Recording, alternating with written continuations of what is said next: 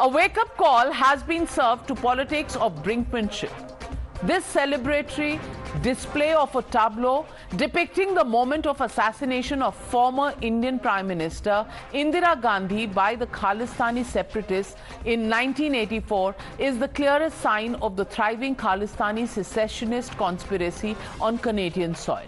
While the Indian government has indirectly hit out at the Trudeau government for allowing celebration of terrorism driven by vote bank compulsions back home and warned that continued political patronage to break India forces could derail bilateral ties. The present and clear danger presented by Khalistani sentiments also begs the question if India's domestic politics of appeasement too is responsible for emboldening of anti-India forces abroad. And if they have had an equal role in reconjuring the monster of Khalistan, listen in to the External Affairs Minister S. Jaishankar, who in clear words told Canada that the space being given to separatists and extremists in the country for vote bank politics is not good for the relationship between the two countries. Regarding this float issue used, let me actually answer it, because I think there's a bigger issue involved.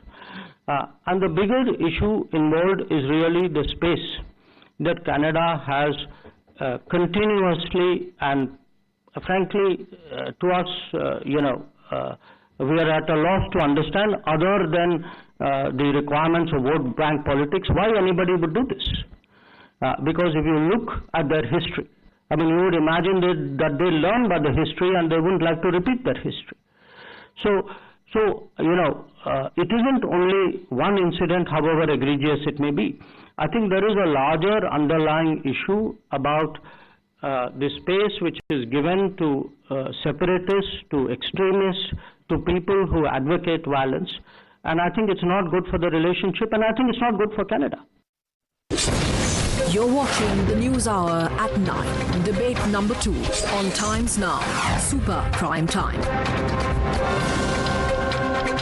And joining the debate tonight, Anil Sareen, Chief Spokesperson of the BJP in Punjab, also Prabloch Singh, founder of Human Rights Protection Group and MFP Fed, joining us this evening, and Tehseen Poonawalla, political analyst. Tehseen Poonawalla, obnoxious tableau there, the government in no uncertain terms saying that this could impact the bilateral relationship between the two nations.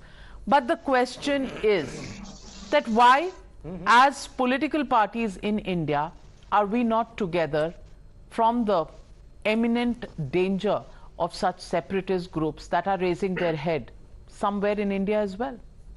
We are absolutely together with the union government. A few months ago, I was in Times Now with you, ma'am, and I warned about this. In Canada, there was a plebiscite for Khalistan, and the MP who attended the plebiscite and supported it is a conservative, not a liberal MP, who the current union government is wooing. In Manipur, terrorists and separatists have come into our state with AK-47s and 56 and are killing our fellow citizens. The Union Home Minister has been powerless to stop it. This government talks a lot. We are with it, but it must act. It doesn't matter what our political differences is. Indira ji was our Prime Minister, and the government has failed. Multiple warnings and plebiscites in Canada and Australia continue. Jaishankar ji, very articulate, gives fabulous bites, but what is the action on the ground? Take action. That's our appeal. No, take action. What kind of action do you want? Do you want them to summon the High Commissioner? Summon the High Commissioner to Canada. You are wooing the conservative MP who's endorsing a plebiscite. But I was on your show. But summon the High Commissioner. But the High Commissioner has done his lip service of tweeting the fact that he's worried about the kind of developments that have happened. Having said that, the fact of the matter is, Mr. Prabloch Singh, many people raise questions about human rights and the way India's record in all of this really features, and many questions on that. Let me ask you tonight, how many of those human rights champions are talking about what happened in Canada? Navika, well, first of all, I would like to address what the other panelists said. I don't think this is in any way a failure of the Indian government. This is all about hatred. What is happening, what has happened yesterday in Canada and Brampton is endorsing hatred hatred, like our honorable external affairs minister said, that, it's not good for the Canada-India relationship. Hatred is not good for Canada. Hatred is not good for India. Hatred is not good for any country. So this needs to be denounced. This act, I am surprised, I'm appalled at how this took place, and this was allowed to take place at such a scale. So talking about human rights, well, I just said, there is no place for hatred in today's day and age. So human rights begin when you start talking about love, and when you stop talking about hatred. When you stop spreading hatred is when human rights can be spread. So if we are endorsing violence, if we are endorsing hatred, we are not talking about human rights. So let me get in Mr. Anil Sareen. Yeah. Mr. Anil Sareen of the BJP, I want to ask you, when the Akal Takht Jathedar Gyani Harpreet Singh on Monday issued during the Amrit Pal Rao, when he issued the ultimatum to the Punjab government to release all Sikh youth who were arrested in the ongoing crackdown, where was the support from the Congress party? Did you hear anybody coming out and supporting the BJP on a hard line to be taken against Amrit Pal? What kind of action did we see on the ground in Punjab? As a country, are we turning a blind eye to these separatist incidents that are taking place, which is why things are really going out of hand in Canada as well? Because first of all, the public display of tableau of murder of Srimati Indira Gandhi ji by Khalistan elements in Canada is outrageous and strongly condemnable. And more so is this response of the Canadian government. As far as Akal Takht Jathedar's statement is concerned, you see, no one in Punjab wants that the peace should be disturbed at any cost. Because we have already faced the 80s Dhaka, and so many innocent persons were killed over there.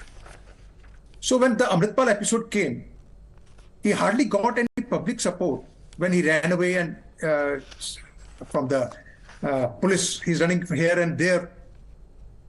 So certain elements, there are no doubt there are fringe elements who keep on creating such fuss in the public to show their presence, to mark their presence that yes, we are for Khalistan and we are some Khalistani elements are there. But what happened in Canada, it's very shocking. We have been seeing for long that these terrorist groups have been unabashedly preaching religious intolerance, anti-India sentiments and propaganda of Khalistan from the Canadian soil. And all this continues as if either with the blessings of the Canadian government or with the connivance of that government. My question is very pointed, and I want to ask Kamru Zaman Chaudhry. Are we divided in India on this issue? Is that why people who are sympathetic to the K word are actually raising their heads? And let me bring out two recent incidents. One, during the Amritpal Rao, where was the opposition unity on trying to curb the kind of threat that was raising its head? Also, the government, the central government in Supreme Court had claimed that, quote unquote, Khalistanis could have infiltrated the farm protests. Even at that time, there was brinkmanship between the Congress and the BJP at that time. Question here being, if we are not united on this in a joint approach to tackle these separatist elements, are we paying a price for it from what we saw in Canada today? Canada will pay the price. Yeah, basically I doubt if basically I feel that no Indian, whether living in India or abroad, will ever support these two causes of Khalistan and Kashmir. There is no doubt about it. A true Indian will never support it. Now, the biggest mistake that has been done out here was linking the farmer protest with the Khalistani movement. Now, people were protesting spontaneously in the outskirts of Delhi against the draconian farm laws, and you have linked those people with Khalistanis. Then there was a regime change in Punjab, and Aam Aadmi Party government came out there, and all these elements who were supporting the causes of this Khalistan suddenly sprung up everywhere across India and across the world. Even in Australia we saw what happened, even in London we saw what happened. But has there been any statement, a strong statement? Has any foreign ambassador in India called by the External Affairs Ministry and given them a dressing down that India will not tolerate such nuisance against India in any of your countries? Mr. Kamruzaman Chaudhary, No. I think Why you haven't this heard the flip-flop words of the approach? Foreign Affairs Minister, Mr. S. Jaishankar, nor are you probably that's a general remembering, statement. That's a general statement. remembering That's a what general was statement stated that was made. when these incidents In took such place cases, in the UK, the ambassador has in to be London. called. But the question tonight is, first, isn't it the requirement that back home we speak in one voice so that It is. any separatist movement can be actually nipped in the bud? Because if we don't do that, then these movements will continue to embarrass us, not just abroad, but we will be adding fuel to fire back home in India. And it's time all political parties took a mature view on this and came on the same page. We leave it at that for now. Thank you very much to all my panelists for joining me on the Newshour tonight. Good night, ladies and gentlemen, and be safe.